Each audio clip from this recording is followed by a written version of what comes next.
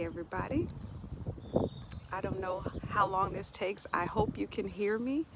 I am try another way of going live during your broadcast. I don't know what that means. I am finally deciding to try going live for the first time at the suggestion of many of you. I have been feeling really heavy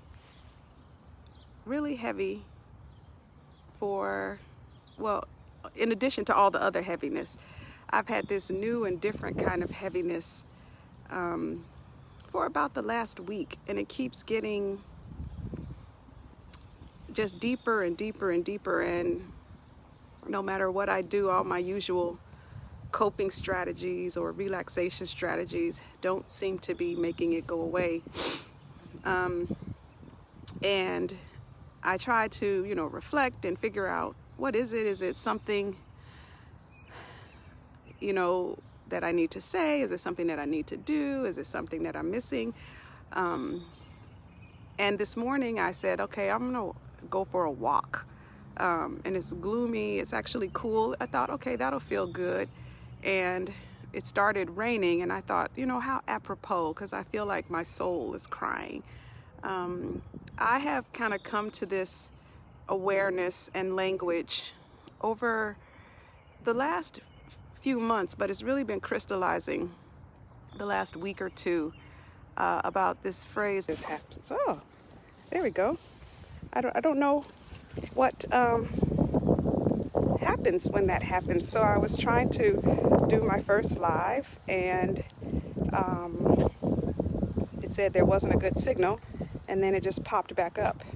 So I don't know if I should pick up where I left off or if I should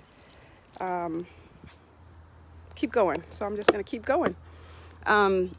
So I was saying that over the last few weeks, I've kind of come more and more, and it was raining, that's why I look so crazy, and I have my hood on. But more and more to this realization that the social fabric is torn. And what do I mean by the social fabric? When we were little, and I'm speaking specifically to the Black community, and I would be interested from my friends and colleagues and followers who are not of the Black or African American tradition, if this same kind of social fabric existed in your communities, and do you feel the same way about it being torn? And I'm specifically using the word torn because I do not think that it is destroyed. I think that we have the capacity to repair and rebuild the social fabric. But we all have fond stories to tell about when we were young and how everybody on the block and several blocks knew everybody, and how everybody was not only allowed to, but expected to help us make sure that our children were going in the right way, that they were going to correct them, admonish them in a loving and caring way. But we knew that that was the expectation, so we behaved, and we learned the values from everyone in the community because the expectation was that everyone cared and everyone was going to take care. And when that didn't happen, the community was upset with each other because we all had a collective responsibility to nourish, cherish, and pour into each other. And our parents wanted better for us. So I kind of see, my generation, those kind of between 40 and 60, as this bridge generation, right? Our parents went through a whole bunch of stuff so that we could have better. And so whether we went to college, or whether we started a business, or whether we worked for an organization or a corporation, or whether we worked many jobs, or whether we worked one job, we all took those values from our parents and wanted to do better. And somehow in that doing better, I feel like we threw the baby out with the bathwater, that sense of care and connection and community, when we left those communities for a better life, or a better house, for better schools, we left behind that sense of community, that sense of care, that sense of nurturing for our neighbor and for our neighbor's children. And I think part of it is because we don't know our neighbors and our neighbors' children the way that it was when we were kids. And so it's harder. And so in some ways I feel like us, this bridge generation, we are failing our children because we didn't give them the sense of community that we had. So many things have happened in the last week. For those of you from Gary, Indiana, like I am, the news of Gary Roosevelt graduating his last class was shocking. It was shocking. After 99 years, that school and what it meant to the Black community in Gary, Indiana, I think it affected me more than I knew. And then when I saw that the graduating class only had 33 students, and I see, hey, Andrea and Tyshell, I see, when we graduated, there were over 400 students in our class. And so our city, our sense of community is now diminished down to one of the most beloved schools. We're not going to start the school war in Gary, Indiana, but one of the most beloved schools in Gary, Indiana is closing with only a graduating class of 33. So, I've been really torn with this. Like, I want better for my children, and I know my parents wanted better for me, but in that better, did we throw the baby out with the bathwater? Did we forget how to have them connected to their community? Did we forget that it was okay, not only okay, but to teach them that we respected them and that they should respect all other adults, and that when other adults talk to them, they should listen? They should learn. This older generation, I don't know, they did a yeoman's job of bringing the world to where it is. But are we still learning from them? I think about, I live in Washington, D.C., for those of you that don't know. And so one of the times when my mom came to visit, I took her to the Smithsonian National Museum of African American History and Culture. And I had gone before with my daughters, and it was very moving and very phenomenal. And then I took my mother, and it was so different because those weren't just exhibits to her, that was her life. And she told me stories about her and Auntie Norma, which was one of her best girlfriends growing up and in college. And she told me stories that we had never talked about before. And I realized that we still have a lot as this bridge generation, those of us between 40 and 60, we still have a lot to learn from the older generation. And most importantly, we still have a lot to give to the younger generation, those, young people up to the age of 40. And, you may not think that 40 is still young, but in terms of energy and lifespan, that's still on the younger side of the coin. And so how can we expect that younger generation to carry on the work if we haven't taught them about it? And that's why I kind of have been burdened by this fact of this middle generation. I don't know what to call us other than the bridge between the younger and the older. We have been failing. We have stopped listening and learning from our elders, and we have stopped teaching our young people. And it's not too late, it's not impossible, and I don't know why. I think as we were trying to do better, to be better, to move to better neighborhoods, we left behind some things that were really critical in our own development.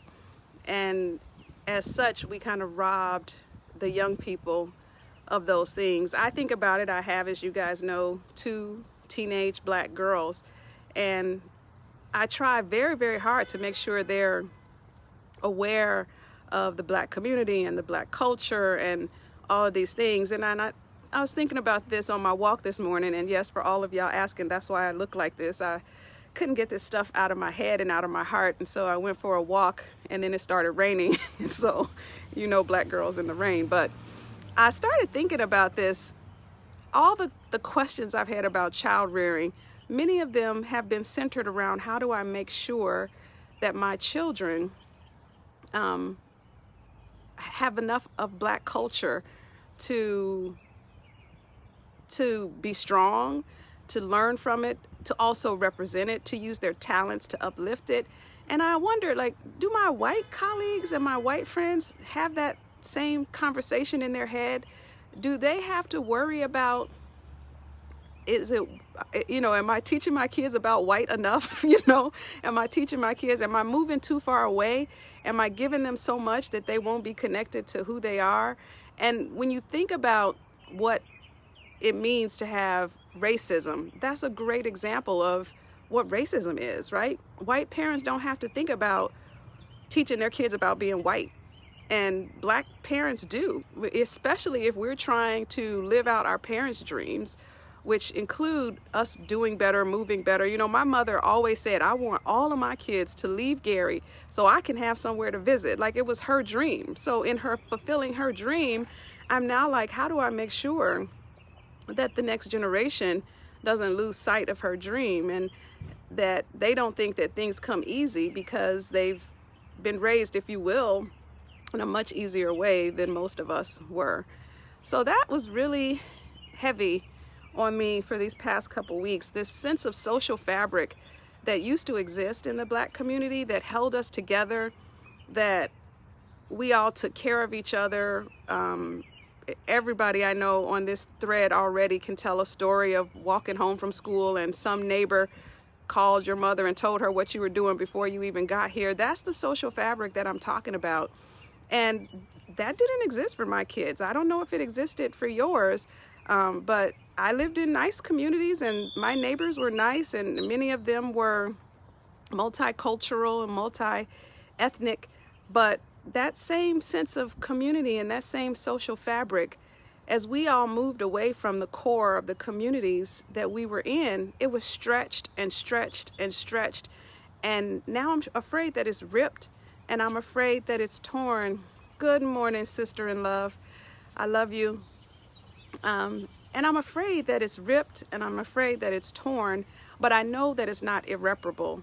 So I want to start this conversation with you guys because I'm curious if you have the same experience of the social fabric and missing it, and wondering, how do we create that, recreate that? I know that when I lived in Chicago, I tried to do that through the church.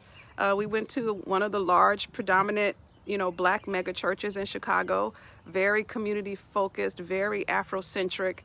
And that was a wonderful experience. But even then, that's not the same as having people on your block that look out for you and that care for you and are going to tell your mama, hi, from Texas. They're not going to tell your mama if you're doing something you shouldn't do. And is that part of the reason that our kids are willing to take risk and to do things? Because they know that no one's watching in the way that we were always watched. And another thing that I've thought about, like this walk, I walked like over 3 miles this morning, so my head was just going, hey, Cindy, I'm gonna tell Laura you said hi. Had so many thoughts going through my head this morning as I was walking, and I just thought, well, I am going to, hey, Niecy Pooh, Rudy Huxtable. I don't know where that came from. Every time I see that, I wonder what the heck you came up with that for. Yeah, I'm glad, Chanel, that you had that. And I'm not saying that we didn't have good neighbors. I just don't know if it's the same degree and it's the same amount. And even these connections on Facebook where I see some of the people that I grew up with, and it's like we'll connect instantly on Facebook, and it's like we're 10 years old again, and we're laughing about things from our childhood. And I hope and pray that our kids have that, but I'm not sure. And so again, I go back to that thought, did we throw the baby out with the bathwater? We wanted to do better. We wanted to move in nicer neighborhoods. We wanted to give them more educational opportunities. And especially thinking about, all of us that came from Gary, Indiana, and now we're dispersed all over the world, not just all over the country, but we're dispersed all over the world. I know people from different classes, not just my own sister, but people from different classes that live abroad. And so our kids it's just can't grow up with that same community. So how did we replace that social fabric, that social connectedness? I think that one of the things that we can do is, hey, Sonia, I'm talking about the old block because I don't know what I was feeling. And I guess that's why I'm just talking it out with you guys. So thanks for being, all of you, a sounding board, a listening board. And I'm hoping this sparks some thoughts and conversation and maybe even some action. And I've talked about this. If you listen to the podcast where I'm the clinical expert, which is American Therapy, the definitive Black podcast on all things Black mental health, we talk a lot about this. And I talk about the social fabric and what do we do to recreate that, to replace that. Because I think about the purpose of fabric, right? Fabric embraces us. It protects us from the elements. It gives us a sense of safety and a sense of security. And so if that social fabric is torn, what does that do? How do our children have that sense of protection? And, they often say, wisdom is wasted on the elderly, or energy is something, but they're basically talking about old people get wise, but young people have energy. And how do we connect those two? And again, I'm feeling like there's something for us in this bridge generation between the ages of 40 and 60. There's something for us to do in this space where we now know and understand the importance of listening to our elders and learning from our elders, particularly because we know we won't always have them, because we've started to experience loss. And then translating that in a way to the younger generation so they can transform it, groom it, use it in their own special, unique way and create the change that we want to see in the world. And so I really feel like us in this bridge generation between the age of 40 and 60, we have a responsibility that we need to take up.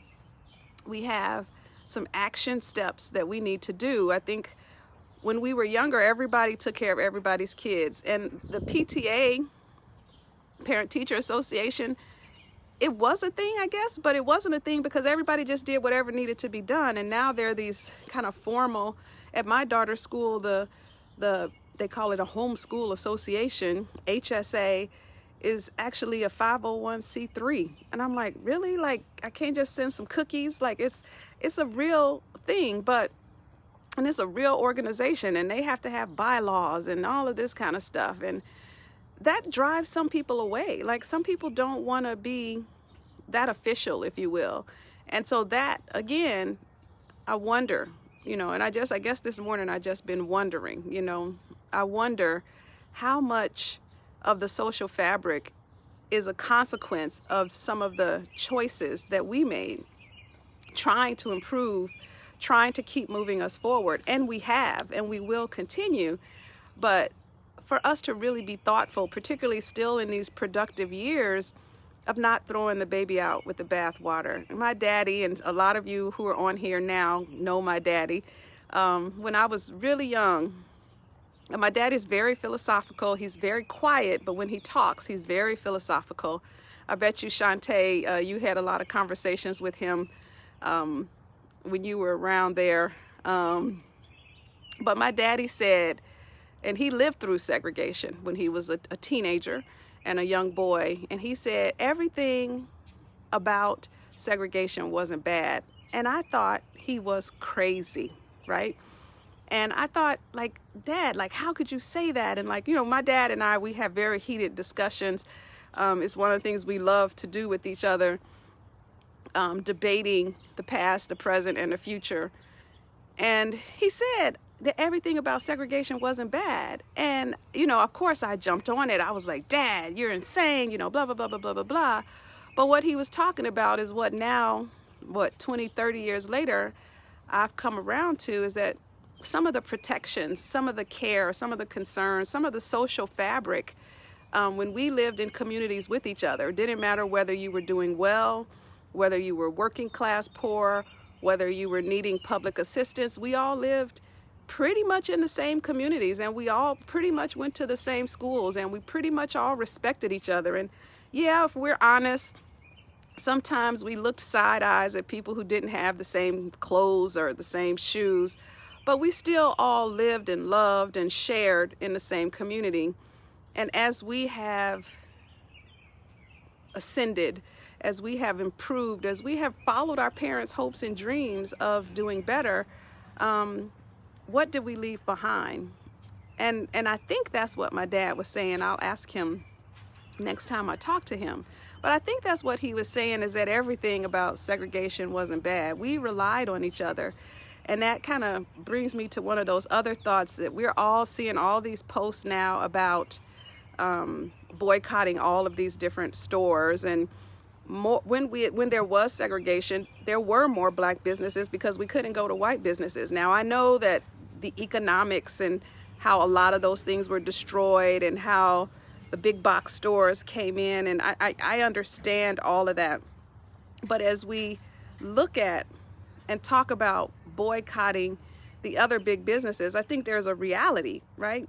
We know that we can't just not go to every store and every restaurant because their origins or even their current CEOs are Republican, and most people with a lot of money are Republican.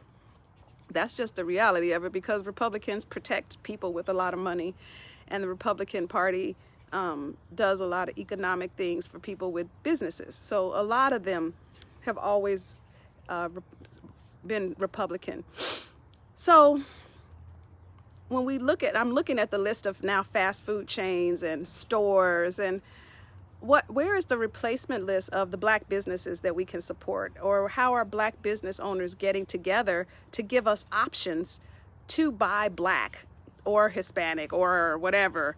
But if we're gonna boycott those other stores, we can't do without things.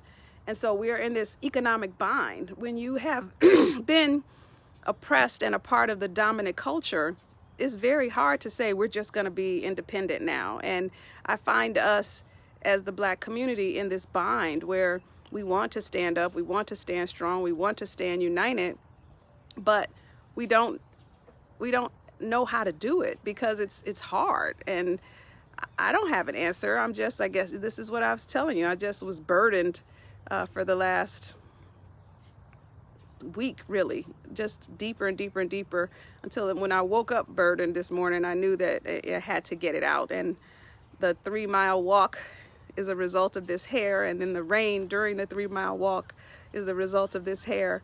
But that didn't get rid of that burden. And so I said, well, let's just see what my family, my people, if they're having the same kind of thoughts, and if they're willing to engage in this conversation. I think it's interesting because these are things that, as a black person, I'm thinking about. So are white people thinking about these things too? Are white people thinking about, okay, if I don't shop at Burger King or Target or whatever, then I don't know where I'm going to shop? I don't know. And then the last piece, I promise, I promise, is this new interest in Juneteenth. I think it's wonderful that people are starting to, look at it. Virginia just declared it a paid state holiday, which is phenomenal. But I don't want this to be a sanitized celebration and we feel excited because we have another day off. I mean, Juneteenth is really the most demonstrative way that oppression and racism was practiced in the time. If you think about it, people were free. People had choices. The law had finally recognized them as full human beings who were worthy of being recouped for their labor. And they chose, and we weren't there, so we don't know, but the theory is they chose to delay that message getting to certain parts of this country, particularly the South, and Texas was the furthest far away at that time. They specifically chose to delay that message getting there so that they could get the harvest out. And then when they delivered the message, they I don't want to say, I do want to say whitewashed it, right? So, well, yes, you're free, but you can stay and now you can be compensated for your labor. And now, so yes, Juneteenth is great that it was an emancipation of sorts, but it really was the hallmark of the racist, oppressive society that we still live in, right? So for months, a message that could have and actually did free brown people out of slavery was withheld from them, and they were allowed to continue to be treated in such a way in this country on purpose for the economic benefit of those who would benefit. And so as you start to get excited about Juneteenth being recognized as an official holiday and all of these things, please don't make it about barbecue and hot dogs and fireworks or whatever. Please tell the real story of Juneteenth, and please make sure that there is a remembrance and a recognition of this is just another example of oppression and racism and how it plays itself out in this country. And I want you to spread that message, and not just over the years as more and more people, because I'm sure this will ride a wave, right? As more states and more cities will start to recognize it as an official holiday. But as with most holidays in this country, the real reason and the real rationale for why this holiday came to being will get sanitized, and it will get told from a majority perspective, and it'll get told as a success for the people that it really most represents. And so I just don't want us to fall prey to the same way that every other holiday and every other celebration of Black culture has been sanitized. So, Juneteenth is this week, and I'm sure there's going to be a lot of attention about it. And so I started reading about it because I didn't know that much, and my daughters and I were talking about it. And did you know there's a flag that represents for Juneteenth? I didn't know that. And did you know all the different theories about why? And start reading about it. And so post that. Don't just post the music and the Cupid shuffle y'all doing with y'all friends. Make sure that this country remembers why Juneteenth is important, because it's a remembrance of and a reminder that racism and that oppression is still present today. It's not like things aren't hidden from Black people today, or information that we should have access to, we don't have access to. We have trouble spreading news in our community. It's almost like celebrating Juneteenth is like, well, that stuff is still going on. I mean, this is still happening each and every day, where Black communities are suffering while there are policies and laws and practice that could help us and that would protect us that are not being implemented in our community. And I see Star is on here. I know she would agree with me, because we talk about this on American Therapy, the definitive podcast for all things Black mental health. Y'all should listen because we have really great conversations on there. But I guess that's what was on my mind this morning. That was what was burdening me. That was what, as I did my walk this morning, and yep, Carnitra, I was walking. That's why I look like this for the last time, because I don't want y'all to go say Dr. T was looking real crazy this morning. I was feeling really burdened for the last couple of weeks, and especially last night, and then especially this morning. So it was a nice cool day, and I decided to go take a nice long leisurely walk, and it started raining in the middle of my walk, and I thought that was a sign from God. I felt like my soul was crying, and I needed to talk to the people. So I'm Dr. T. Until next time, please like and share this video. Share it with your older family members. Share it with the younger generation. Share it with everybody. And I want my white friends and colleagues who watch this to tell me about the social fabric in your communities. Like, was it as prominent? Was it as visible and visceral as it was in the Black community? I mean, I don't know, because I didn't grow up anything but Black. And I grew up in Gary, Indiana, and I'm grateful for that. And I'm wondering, am I failing my kids because I haven't given them that same sense of community and that same strength of that social fabric? And so share this video, like this video, do all those little things y'all got rolling on the side. I'm just curious, what are y'all thinking about this? All right, I'm Dr. T. I love you guys.